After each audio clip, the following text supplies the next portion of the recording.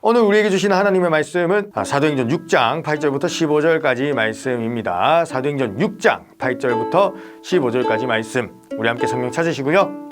네, 우리 함께 읽어보겠습니다. 시작. 스데반이 은혜와 권능이 충만하여 큰 기사와 표적을 민간에 행하니 이른바 자유민들 즉 구레네인, 알렉산드리아인, 길리기아와 아시아에서 온 사람들의 회당에서 어떤 자들이 일어나 스데반과 더불어 논쟁할세. 스데반이 지혜와 성령으로 말함을 그들이 능히 당하지 못하여 사람들을 매수하여 말하게 하되, 이 사람이 모세와 하나님을 모독하는 말을 하는 것을 우리가 들어노라 하게 하고 백성과 장로와 서기관들을 충동시켜 와서 잡아가지고 공회에 이르러 거짓 증인들을 세우니 이르되, 이 사람이 이 거룩한 곳과 율법을 거슬러 말하기를 맞이 아니하는도다. 그의 말에 이 나사렛 예수가 이곳을 헐고 또 모세가 우리에게 전하여 준 규례를 고치겠다 함을 우리가 들어노라 하거늘, 공회 중에 앉은 사람들이 다 스데반을 주목하여 보니 그 얼굴이 천사의 얼굴과 같더라. 아멘.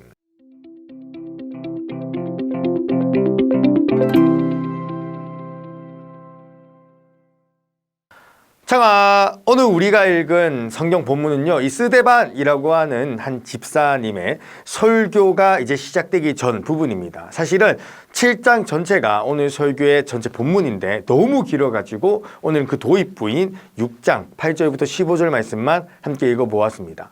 스데반이라는 집사님이 왜 이렇게 설교를 하게 되었는지 그 배경을 조금 알아볼 필요가 있을 것 같아요. 이 스데반이라고 하는 집사님은요, 당시에 이 복음을 전하는 사람이었습니다. 그러니까 전도자였다라는 것이죠. 특별히 유대인이라고 하는 사람들에게 담대하게 복음을 전했었습니다. 여러분, 유대인이 어떤 사람들입니까? 혹시 기억하시나요? 예수님을 죽인 대표 주자들입니다. 예수님이 하나님의 이름을 더럽힌다라고 하면서 있지도 아니한 거짓 증언들을 내세워 예수님을 십자가에 못 박아 죽인 장본인들, 그 사람들이 바로 유대인이라는 것입니다. 그들이 그렇게 예수님을 미워하고 정말 그렇게 싫어했던 이유는요, 정말 단순했습니다. 무엇이냐면 예수님의 가르침이, 설교가 자신들의 정체성을 위태롭게 했기 때문입니다. 유대인들은요, 자신들이 믿는 이 유대교 안에 있는 몇 가지 교리를 지킴으로써 자신의 존재를 확증해 나갔어요. 그러니까 자기의 정체성, 자존감, 자신의 삶의 의미를 찾아 나갔다라는 거예요. 여러분, 그 행태의, 그 종교적 행태의 대표적인 것이 무엇이냐면 첫 번째는 할례를 하는 것입니다. 할례가 무엇인지 아시나요? 음경꺼풀 제거술이에요. 쉽게 말하자면 포경수술을 뜻합니다. 남자들만 아는 고통.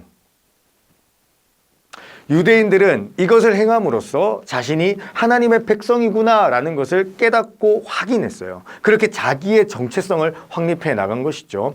두 번째, 그들의 행태는 율법을 지키는 것이었습니다. 여러분, 율법이 무엇인가요? 하나님께서 지키라고 정해두신 몇 가지의 법들을 뜻합니다. 대표적으로 십계명이 있고 십계명 하부에 굉장히 많은 규례들이 있어요. 유대인들은 이러한 율법을 지켜야지만 하나님의 백성으로 머물 수 있다라고 생각을 했다고 합니다. 그래서 이 율법을 아주 광적으로 지켰다고 해요. 미치도록 지켰다는 것이죠. 예를 들면 이 안식일에 아무것도 하지 말고 쉬어라 라고 하는 이 율법을 지키기 위해서 문자 그대로 지키며 나아갔다라는 것입니다. 그래서 오늘날에도 유대인들은요, 안식일이 되면 일을 안 합니다. 심지어 엘리베이터 버튼도 안 누른다고 해요. 그래서 실제로 이 주변에 있는 관광객들에게 Oh, I'm sorry, I'm 유대인. 너 이방 사람? 너가 이 엘리베이터 버튼을 좀 세게 눌러주면 좋겠어. 오늘은 안식일이야. 그래서 나 힘을 쓰면 안 돼. 물론 근육이 있지만 힘을 쓰면 안 돼. Oh, I'm so sorry. 라고 한다고 합니다. 이거 진짜 리얼 상황이에요. 세 번째, 성전 중심으로 신앙생활을 했다라는 것입니다. 여러분, 이스라엘 백성들은 어떤 행사, 무슨 절기, 명절이라고 하면 전부 다 성전으로 갔다고 합니다. 1년에 되게 많은 이 절기가 있었는데 그 절기 때마다 성전을 올라갔어요. 1월 달에도 성전으로, 2월, 3월, 너나 할 것 없이 모두 다 성전으로 갔다라고 합니다. 왜냐하면 그 성전에서 기도해야지만 하나님께서 듣는다고 생각을 했어요. 그 성전에 가야지만 하나님과 함께 할 수 있다라고 생각을 했고요. 그 성전에서 번제를 태워야지만 내 죄가 사함이 받아가지고 하나님의 백성으로 유지될 수 있다라고 생각을 했습니다. 그래서 주기적으로 또 정기적으로 아주 자주 성전을 향해 갔어야 했다라는 것이죠. 여러분, 유대인들이 이 자신의 이 정체성을 확립하기 위해서 했던 이 광적인 종교 생활이 무엇이라고요? 기억하시기 바랍니다. 요 세 가지를 할례, 율법, 성전 중심. 뭐라고요? 할례, 율법, 성전 중심입니다. 이것을 하는 것은요, 굉장한 희생과 헌신을 요구했어요. 여러분, 할례는 굉장한 희생을 요구합니다. 이거 뭐 말할 것도 없어요. 얼마나 아픈지 여러분들 아십니까? 아실 거예요. 율법을 지키는 것 또한 그랬습니다. 하루 종일 율법을 지키는 것은 나의 걸음걸이, 시간 계획, 사소한 것 하나하나 다 포기해야 되는 그런 일이었습니다. 매년 절기 때마다 성전을 향해 나아가는 것도 얼마나 번거로운 일이었는지 모릅니다. 여러분, 그 당시에 무슨 비행기가 있었겠습니까? 기차가 있었겠습니까? 걸어서 아주 오랫동안 가야 되는 것이죠. 성전을 향해서. 성전은 그 큰 이스라엘 나라에서 예루살렘이라고 하는 그 수도에 밖에 없는데 모두가 매년 글로 모이는 거예요. 그리고 그들은 이렇게 헌신함으로써 자신이 하나님의 백성이라는 정체성을 확인하며 나아갔다라는 것입니다. 그런데 예수님께서는요, 그들에게 이렇게 선포하시고 가르치셨어요. 너희들이 행하는 그 할례, 율법, 성전 중심, 요걸로는 하나님의 백성이 될 수가 없다. 하나님의 백성은, 하나님의 자녀는 그렇게 되는 것이 아니다 라고 말입니다. 그러니까 유대인들이 좋아했겠습니까? 좋아하지 않았겠죠. 정말 그래서 예수님을 미워했던 것입니다. 너의 가르침 때문에 내 자존감이 깎이는 기분이야. 내 자존심이 상하고 있어. 죽여버리겠어. 쏠 수 있어. 물론 그 당시에 총은 없었겠죠. 화살이 있었을라나? 여튼 그렇다면 예수님께서는 어떻게 해야 하나님의 자녀가 될 수 있다라고 가르치셨을까요? 오늘 우리가 읽었던 이 스데반 집사님의 이 설교 속에는 그러한 예수님의 이 설교, 가르침이 그대로 담겨져 있습니다. 스데반 집사님의 설교를 듣고 있으면 진짜 하나님의 자녀는 누군가에 대해서 정확하게 알 수 있다라는 것이죠. 사랑하는 창창이 친구들, 전우사님이 오늘 간절히 바라는 것은 이거예요. 우리가 진짜 하나님의 자녀가 되어지는 것이죠. 오늘 이 스데반 집사님의 설교를 통해서 우리 한번 스스로 점검해 봤으면 좋겠습니다. 내가 진짜 하나님의 자녀인지 아닌지. 예수님의 가르침을 잘 이해하고 있던 이 스데반 집사님, 그 집사님이 말하는 진짜 하나님의 자녀의 첫 번째 특징이 뭐냐면요, 바로 할례를 받는 것입니다. 뭐야, 전도사님 지금 장난하세요? 방금 전에는 할례 받는 것으로 하나님의 백성이 될 수 없다라고 이야기하셨잖아요. 그런데 진짜 하나님의 백성이 되기 위해서도 할례를 받아야 한다고요? 나랑 장난합니까? 진정하시고요. 아닙니다. 이 할례는요, 이 육체의 할례, 그러니까 진짜 포경수술하는 것을 의미하는 것이 아니라 마음의 할례를 뜻하는 거예요. 무슨 할례? 마음의 할례. 우리 함께 사도행전 7장 51절 말씀을 한번 읽어볼까요? 목이 곧고 마음과 귀에 할례를 받지 못한 사람들아, 너희도 너희 조상과 같이 항상 성령을 거스르는도다. 마음의 할례? 이건 또 무슨 아리송 다리송한 말인가요? 여러분, 신명기 10장 16절 말씀을 읽어보면 이 마음의 할례가 무엇을 뜻하는지 더 정확하게 알 수가 있습니다. 한번 읽어봅시다. 그러므로 너희는 마음의 할례를 행하고 다시는 목을 곧게 하지 말라. 마음의 할례는요, 목을 곧게 하지 않는 거예요. 목을 곧게 하지 않는다는 것은요, 억지를 피우거나 고집을 부리지 않는다라는 것을 뜻합니다. 여러분, 그런 적 있지 않습니까? 친구랑 다퉜을 때 누가 봐도 내가 잘못한 게 맞아요. 그래서 괜히 사과해야 될 건 알겠는데 사과하기가 싫죠. 자존심이 상하니까. 그런 상태가 있죠. 그렇게 고집을 피우고 억지를 부리면서 인정하지 않는 마음을 보고 목이 곧다라고 이야기를 하는 거예요. 아닌데, 내 잘못 아닌데, 나 사과 안 할 건데, 이렇게 목이 곧어 있는 거.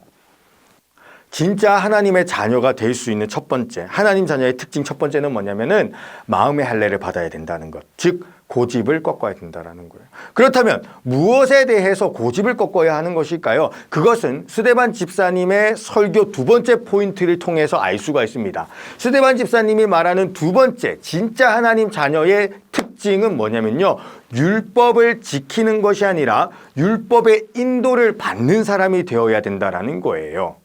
아니, 전도사님, 이건 또 무슨 헷갈리는 말입니까? 유대인들이 율법을 지키더라 가짜 하나님의 백성이 되었다면서 진짜 하나님의 자녀가 되기 위해서도 율법이 필요하다니요. 장난하시나요? 진정하시고요. 장난이 아닙니다, 여러분. 전도사님의 말을 잘 들어보세요. 율법을 지키는 것이 아니라 율법의 인도를 받아야 된다고요. 요 인도는 그 나라 인도가 아니라 그 가이드, 인도를 받는다. 에스코트 받는다는 겁니다. 여러분, 우리는 율법의 인도를 받아야 해요. 율법이 우리를 어디로 인도하는지 아십니까? 우리 함께 갈라디아서 3장 24절 말씀을 한번 읽어봅시다.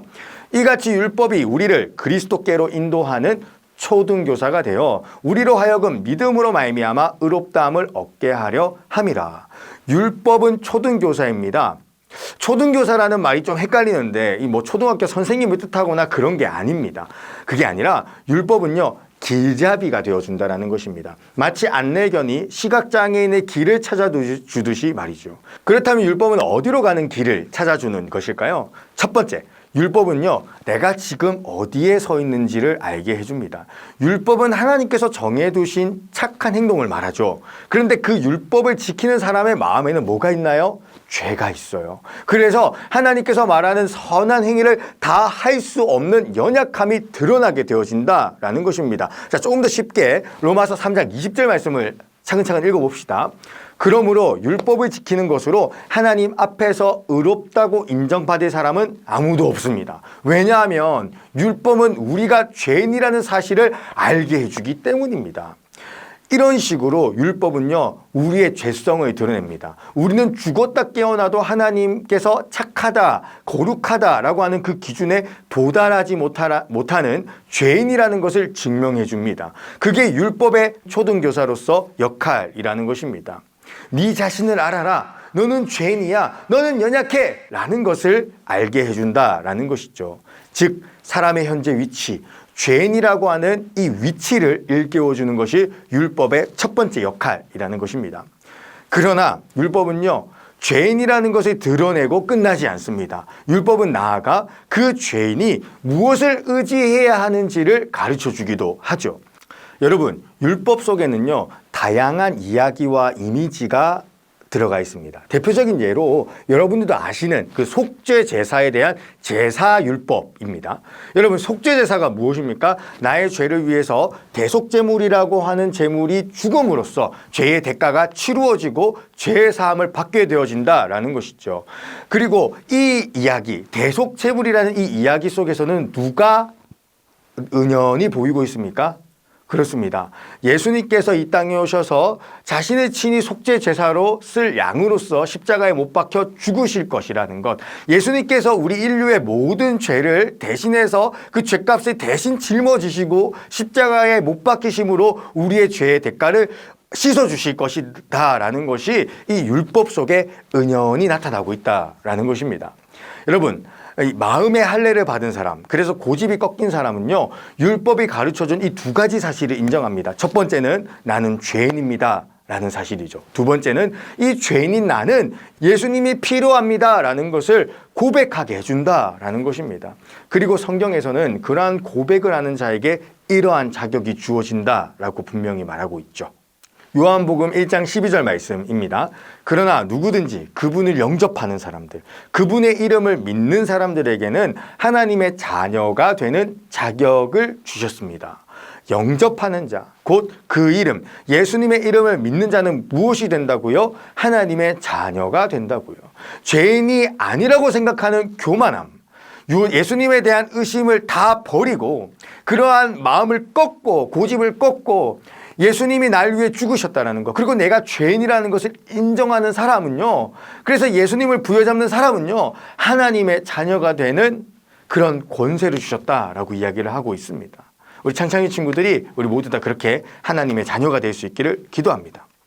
여러분, 이러한 하나님의 자녀는요, 굉장히 놀라운 것 하나를 가지게 되어집니다. 그게 뭔지 아십니까? 바로 자기의 정체성인데, 이 정체성은 뭐 어떤 사건이나 시기에 흔들리는 정체성이 아니라 영원한 자기 정체성을 가지게 되어진다라는 것입니다. 자, 스데반의 마지막 설교, 세 번째 설교 포인트를 한번 볼까요? 스데반은요, 성전에 대한 주제로 설교를 하고 있습니다. 여러분, 성전이 무엇입니까? 이스라엘 백성들은 하나님께서 계신 곳이 성전밖에 없다라고 생각을 했습니다. 그런데 스데반은 말합니다. 하나님께서는 이 성전에만 계시는 것이 아니다라고 말이죠. 이것은 그 자리에 있던 유대인들에게는 청천벽력과 같은 그런 소리였어요. 왜냐하면 유대인들은 하나님께서 이 성전에만 계시기 때문에 하나님을 만나기 위해서는, 하나님께 기도드리기 위해서는, 하나님으로부터 용서를 받기 위해서는 반드시 이 성전에만 와야 한다라고 말했거든요. 그런데 스데반은 다르게 말하고 있습니다. 전도사님이 스데반이 돼서 이야기를 해볼게요. 친구들아, 유대인 친구들아, 한번 우리 생각을 해봐. 하나님이 성전에만 계시다고? 야, 너희가 진짜 존경하는 아브라함 있지? 그래, 우리의 조상 아브라함. 그 아브라함이 하나님을 어디에서 만났는지 아냐? 메소포타미아에서 만났어. 메소포타미아. 거기는 여기 이 이스라엘 땅이 아니고 예루살렘도 아니고 성전도 아니었어. 저기 멀리 동쪽에 저쪽에 있는 이방 땅이었다고. 그리고 생각을 해봐. 너희들 모세 알지? 그래, 너희 모세 엄청 존경하잖아. 율법 줬다면서 진짜 너희들 모세 사랑하잖아. 그 모세가 말이야, 하나님을 어디에서 만났는지 알아? 여기 이스라엘이 아니야. 성전이 아니야. 저기 남쪽에, 저기 시내산 저기 근처에, 거기에서 이방 땅에서 하나님을 만났다고. 그리고 얘들아, 하나만 더 생각을 해보자. 성전을 제일 처음 지은 사람이 누구야? 그래, 솔로몬이잖냐. 근데 솔로몬이 성전을 다 짓고 난 뒤에 하나님께서 솔로몬에게 이렇게 얘기하셨던 거 기억하니? 솔로몬아, 나는 하나님이야. 그러니까 하늘이 내가 앉을 의자고 너희들이 딛고 있는 모든 땅이 내가 밟고 있는 발판과 같은 거야. 근데 너희가 뭐라고 나를 위해서 집을 지을 수 있겠니? 내가 너희가 지은 이 성전에만 딱 갇혀 지낼 수 있겠니? 이렇게 말씀하시지 않았냐. 그러니까 유대인 친구들아, 내가 말하는 포인트는 뭐냐면, 하나님께서는 이 성전뿐만 아니라 어디에나 계시고 특별히 믿는 사람들과 함께 계신다라는 거야. 믿는 사람들과. 고집 꺾고 좀 믿어. 스데반 집사님이 이야기하는 것이 무엇입니까? 하나님은 성전에 갇힌 분이 아니라 믿는 사람들과 함께 하시는 분이라는 것입니다. 우리는 마음의 할례를 받아야 합니다. 마음의 할례를 받아서 고집이 꺾여야 됩니다. 고집이 꺾이면 율법이 가르쳐주는 것들을 인정하게 되어집니다. 그게 무엇이죠? 내가 죄인이고 이 죄인을 위해 예수님께서 이 땅에 오셨다라는 것입니다. 이것을 믿는 사람은 요한복음에서 뭐라고 이야기합니까? 하나님의 자녀가 된다라고 했어요. 그리고 하나님께서는 그러한 사람에게 임마누엘 하십니다. 임마누엘이 무엇인가요? 하나님께서 우리와 함께 하신다라는 것이죠. 예수님의 이름을 믿는 사람, 그 사람은요, 하나님과 함께하는 사람입니다. 이 하나님께서 함께 하신다는 것이 왜 그렇게나 중요할까요? 여러분, 유대인들은요, 자신들의 종교적 열심으로 인해서 자신의 정체성을 확립했었습니다. 그런데 그 종교적 열심을 다하기 위해서 필요한 것은 예루살렘 성전이라는 공간이었어요. 요 예루살렘 성전이 꼭 있어야 됐습니다. 그런데 만약에 이스라엘이라는 국가가 다른 나라의 전쟁에 패함으로 그 예루살렘이 함락되어져서 성전이 뺏기게 되어진다면 어떻게 될까요? 자신의 정체성을 확립할 방법이 사라지게 되어지는 것이고, 이것은 유대인들의 모든 존재의 의미를 뒤흔들어 놓는 것이라는 것입니다. 실제로 그러한 일은 역사 속에서 비일비재하게 일어났습니다. 이후에 예루살렘은요, 이슬람 장군 살라딘에 의해서 함락되어지게 될 것이고 로마에 의해서 함락되어지게 될 거예요. 전도사님이 이렇게 역사 이야기를 하는 것은 이것을 말하고 싶기 때문입니다. 유대인들이 자신들의 존재감, 자기 정체성을 확립하기 위해서 부여잡은 그 성전이라는 공간은 너무나도 허술하고 불안하고 부서지기 쉽다라는 것입니다. 그리고 우리 또한 우리의 정체성을 깨어지고 부서지기 쉬운 것에 의지해서는 안 된다라는 것을 말하고 싶기 때문입니다. 여러분, 자기 정체성을 확립하기 위해서 무언가에 광적으로 몰두하는 것은요, 유대인들만의 특징이 아니었습니다. 오늘날 우리들에게도 그런 모습을 많이 발견하게 되어집니다. 문화 속에서 그런 것들을 많이 볼 수 있는데요. 하나만 콕 집어서 이야기를 하자면요, 이 좋아하는 아이돌에게 과도한 헌신과 충성을 하는 것, 그들의 앨범을 사고 브로셔를 과도하게 지출하면서 하는 것, 또 뭐가 있는지 모르겠어요. 물론 전도사님도 이 중학교 때는 버즈라고 하는 그 밴드를 통해서 막 자기의 정체성을 확인하고 막 그렇게 했었는데 버즈가 해체되는 순간 얼마나 큰 우울감에 빠졌는지 모릅니다. 여러분, 포인트는 이것이죠. 이러한 것들은 영원하지 못하다라는 것입니다. 아이돌은 언젠가 해체하게 될 것이고요. 그 해체는 우리들의 정체성을 뒤흔들어 놓게 되어질 것입니다. 물론 뭐 아이돌뿐만이겠습니까? 이성 관계 속에서 우리는 또 자기의 정체성을 확립하기도 하죠. 내가 사랑하는 사람을 위해서 무언가를 해줄 때 나의 돈은 지출되지만 묘하게 뭔가 의미가 있어 보이고 막 기분이 좋잖아요. 그게 뭐냐면은 그 사람에게 나를 헌신함으로 나의 존재감을 확인하는 작업을 거쳤기 때문이라는 것이죠. 사랑하는 창창이 친구들, 저와 여러분은 지금 어디에 헌신함으로 누구에게서 자신의 정체성, 존재감 또 의미를 찾고 있나요? 그리고 어쩌면 여러분에게 자기 정체성을 주는 그 대상은 너무나도 나약한 사람이거나 세월 앞에 무릎 꿇을 수밖에 없는 그런 것들이지 않나요? 사랑하는 창창이 친구들, 여러분들의 자기 정체성이 세상에 아주 변덕적이고 불안한 것들에서 찾아지지 않기를 기도합니다. 하나님으로부터 찾으시기를 기도합니다. 그 하나님이 어떤 분이십니까? 우리를 창조하시는 능력의 하나님이십니다. 우리가 하나님을 배반하여 죄 가운데 있었지만 그 죄의 방해에도 불구하고 우리를 포기하지 않으신 분이십니다. 죄인인 우리를 위해 이 땅에까지 찾아오신 것이 바로 그 하나님이고 그 하나님의 사랑이라는 것입니다.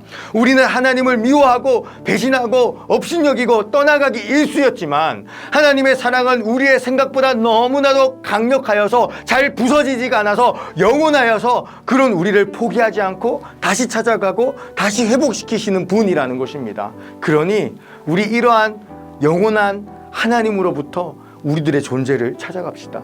우리 사랑하는 창창이 친구들 모두가 하나님의 자녀라는 사실을 깨닫게 되기를 기도합니다. 우리 오늘 이 시간 헌신송하며 나아갑시다.